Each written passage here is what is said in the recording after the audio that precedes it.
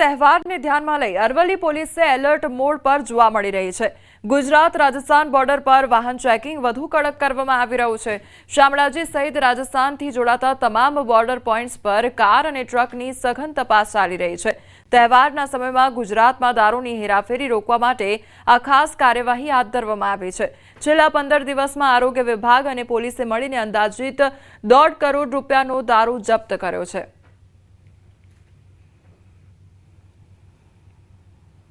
દિવાળી તેમજ બેસતા વર્ષના જે તહેવારો આવી રહ્યા છે તેને લઈને અરવલ્લી જિલ્લાની રાજસ્થાનને જોડતી ગુજરાતની જે બોર્ડરો છે એ તમામ ચુસ્તપણે હાલ વાહન તપાસ કરવામાં આવી રહ્યા છે।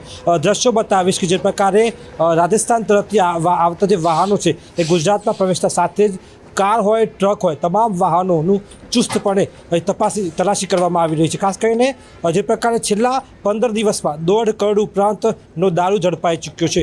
શામળાજી પોલીસ જિલ્લા LCB SOG આ તમામ જે પોલીસ કાફલો છે સાથે જ બોર્ડર વિસ્તારના જે પોલીસ સ્ટેશનો છે મેઘરજ માલપુર સહિતના ત્યાં પણ બંદોબસ્ત જોવા મળી રહ્યો છે। આપ જોઈ શકો છો એ પ્રકારે કે વાહન તપાસ કરવામાં આવી છે, ડેકી ખોલી અને હાલ જે પ્રકારે તપાસ કરવામાં આવી છે, જે અલગ અલગ ગાડીઓ આવી રહી છે તેને તલાશી લેવામાં આવી રહી છે। એટલે કે જે વિદેશી દારૂ છે તે ગુજરાતમાં ન ઘૂસે। નવા વર્ષની શરૂઆત થઈ રહી છે, દિવાળીનો તહેવાર છે અને તહેવારોમાં જે પ્રકારે નશાબંધીથી નશાથી યુવાનોને દૂર કરવાનો પ્રયાસ અરવલ્લી જિલ્લા પોલીસ સહિત ગુજરાત પોલીસ કરી રહી છે। પોલીસ દ્વારા એક્શન પ્લાન કરી દેવામાં આવ્યો છે કે જિલ્લાના જે તમામ જે પોલીસ સ્ટેશનો છે ત્યાં ચેકપોઇન્ટ બનાવી દેવામાં આવ્યા છે। એટલે કે ચુસ્ત અને કડક તપાસ હાલ હાથ ધરવામાં આવી છે।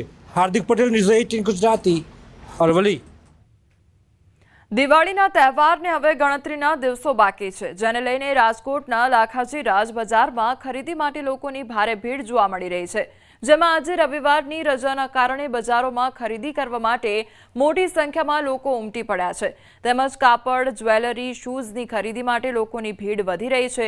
લાખા જીવરાજ બજારમાં વિશેષ મહિલાઓની અલગ અલગ વસ્તુઓ મળતી હોવાથી મહિલાઓની ભીડમાં વધારો જોવા મળી રહ્યો છે। તો આ બજારમાં મોરબીથી પણ લોકો ખરીદી કરવા માટે રાજકોટ આવ્યા છે।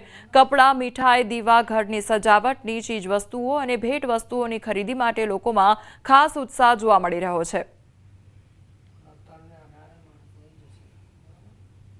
પછી આવી છું, હવે અમે શોપિંગ કરીશું।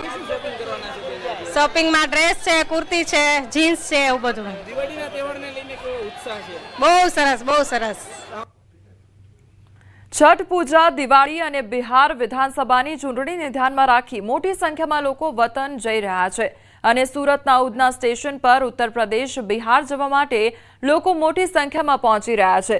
સુરત અને ઉધના બંને સ્ટેશન પરથી સ્પેશિયલ ટ્રેનો મૂકવામાં આવી છતાં પણ મોટી સંખ્યામાં ભીડ જોવા મળી રહી છે। સ્ટેશન પર પહોંચતા પહેલા પાર્કિંગમાં બેરિકેડિંગ સિસ્ટમથી પોલીસે લોકોને લાઇનમાં લગાવ્યા છે।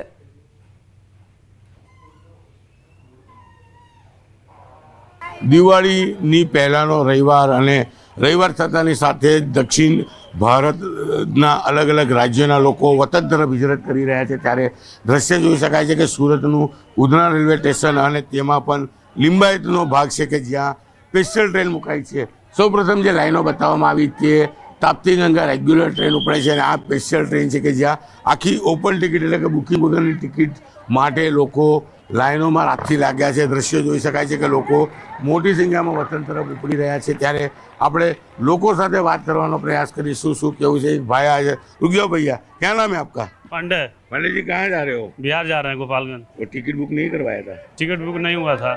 कितने बजे से लाइन में खड़े हो? हम लोग 12 बजे रात से खड़े हैं। 12 बजे लाइन से खड़े हो?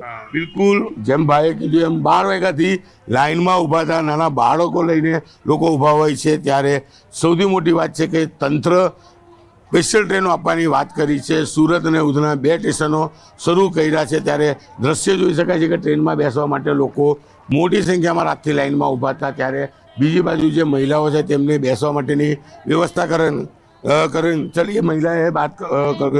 क्या नाम है आपका? मंजुला देवी। ट्रेन दीजिए ना। कहाँ जा रहे हो आप? समस्तीपुर जाएगा। समस्तीपुर जाना। कितने बजे के आके बैठे हो?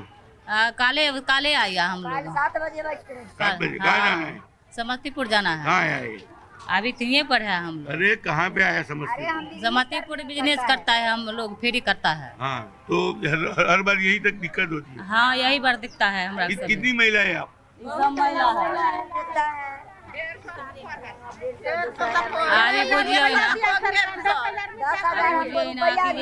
अभी तक ही ना जैसे से ना आप वहाँ क्या गाँव जा रहे हो? हाँ अभी घर जाएगा अभी कहाँ आ जाइए, आप आगे आ जाइए।